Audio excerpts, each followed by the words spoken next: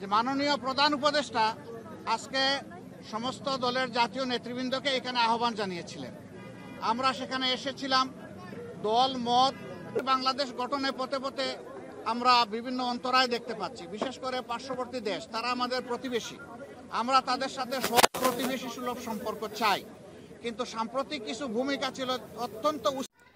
ভারতকে কঠিন হুঁশিয়ারি দিলেন বাংলাদেশ জামায়াতের নেতা মোহাম্মদ আমির ভারতকে নিয়ে কি বলেছেন এবং ভারতকে কি হুঁশিয়ারি দিয়েছেন আজকে আমরা সেটাই শুনব মোহাম্মদ আমিরের মুখেই।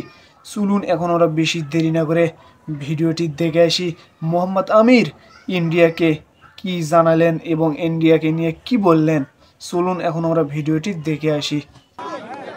প্রিয় সাংবাদিক বন্ধুগণ, আসসালামু আলাইকুম।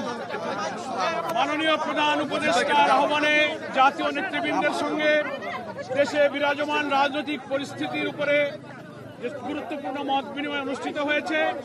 অত্যন্ত সুন্দর সফলভাবে এই মত বিনিময়ের শেষে এখন সাংবাদিক বন্ধুদের সামনে, গণমাধ্যমের সামনে সংক্ষিপ্তভাবে আপনাদের সামনে ব্রিফ করছেন বাংলাদেশ জামাত ইসলামীর সম্মানিত আমির ডাক্তার শফিকুর রহমান।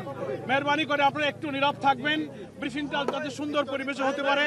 এখন সাংবাদিক বন্ধুদের সামনে আজকের মত বিনিময় সভার উপরে ব্রিফ করছেন বাংলাদেশ জামাত ইসলামীর সম্মানিত আমির ডাক্তার শফিকুর রহমান। আসসালামু আলাইকুম ওয়া রাহমাতুল্লাহ। আপনাদের সবাইকে আজকের এই ব্রিফিংকে স্বাগত জানিয়ে আমি সংক্ষেপে দুটি কথা বলতে চাই। আপনারা কালকে সকল গণমাধ্যম এই সংবাদ পরিবেশন করেছিলেন যে মাননীয় প্রধান উপদেষ্টা আজকে সমস্ত দলের জাতীয় নেতৃবৃন্দকে এখানে আহ্বান জানিয়েছিলেন। আমরা সেখানে এসেছিলাম। দল মত আমাদের ভিন্ন, আদর্শ আমাদের ভিন্ন, পথ আমাদের এক। পথটা হচ্ছে বাংলাদেশকে রক্ষা করতে হবে। এই সব কিছুর ঊর্ধ্বে উঠে দেশ আমাদের সবার, শুধু রাজনৈতিক দল না, আমাদের সকলের, জনগণের একটা বিশেষ অংশ আপনারাও, এবং আপনাদের ভূমিকাও কিন্তু গত আন্দোলনে কারো না থাকতে পারে, কিন্তু নির্বিশেষে অনেক সহায়ক ছিল। এই জন্য সেই ভূমিকার জন্যও আমি আপনাদেরকে অভিনন্দন এবং ধন্যবাদ জানাচ্ছি। আগামীর বাংলাদেশ গঠনে পথে পথে আমরা বিভিন্ন অন্তরায় দেখতে পাচ্ছি, বিশেষ করে পার্শ্ববর্তী দেশ, তারা আমাদের প্রতিবেশী। আমরা তাদের সাথে প্রতিবেশী সুলভ সম্পর্ক চাই, কিন্তু সাম্প্রতিক কিছু ভূমিকা ছিল অত্যন্ত উস্কানিমূলক, অসহিষ্ণু, অগ্রহণযোগ্য। আপনারা এটা দেখেছেন। মিথ্যা তথ্যের উপর নির্ভর করে বাংলাদেশকে কলুষিত করার জন্য, এই সরকার এবং জনগণকে ব্যর্থ করার জন্য তারা দুনিয়ার বিভিন্ন জায়গায় অপপ্রয়াস চালাচ্ছেন এবং অপপ্রচার চালাচ্ছেন। আমরা এগুলার নিন্দা জানিয়েছি সকলে সম্মিলিতভাবে। আমরা একটা জায়গায় সবাই আমরা একমত হয়েছি যে আমাদের স্বাধীনতা সার্বভৌমত্বের ব্যাপারে কোনো ছাড় নয়। এখানে আমরা সিমেন্টেড থাকব, যেমন অতীতে ছিলাম, যেমন সম্প্রতি 5 অগাস্টে এই 24 সালে আমরা ছিলাম, এইটাই আমাদের অব্যাহত থাকবে।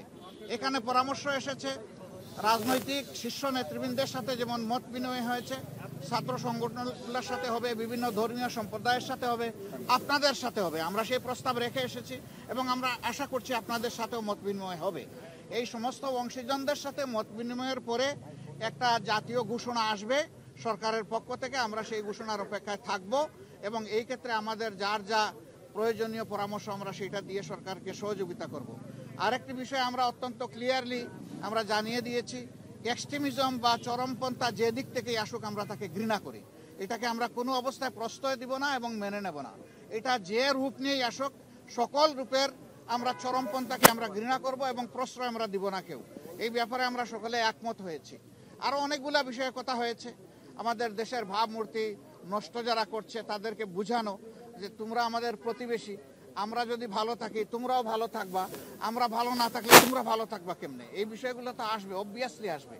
তো সেই বিষয়গুলো নিয়েও আলোচনা হয়েছে। আমরা আশা করছি জাতি ঐক্যবদ্ধভাবে ইনশাআল্লাহ আগামী দিনের সকল চ্যালেঞ্জ মোকাবেলা করে আমরা চূড়ান্ত সফলতার দিকে এগিয়ে যাব। চূড়ান্ত সফলতা অর্জন না হওয়া পর্যন্ত আমাদের ঐক্য অটুট এবং মজবুত থাকবে। চূড়ান্ত সফলতা এসে যাওয়ার পরেও প্রিয় দেশের জন্য আমরা ঐক্যবদ্ধ থাকবো। আপনাদের সকলকে ধন্যবাদ। আসসালামু আলাইকুম। নির্বাচন নিয়ে ছোটখাটো কথা হলেও সেটা নিয়ে কোনো কনসেনসাস হয় নাই বা ব্যাপকভাবে কোনো আলোচনা হয়নি। সবাইকে ধন্যবাদ। ভালো থাকুন সবাই। আরো দেখা হবে ইনশাল্লাহ, আরো কথা হবে। আসসালামু আলাইকুম ওয়া রাহমাতুল্লাহ।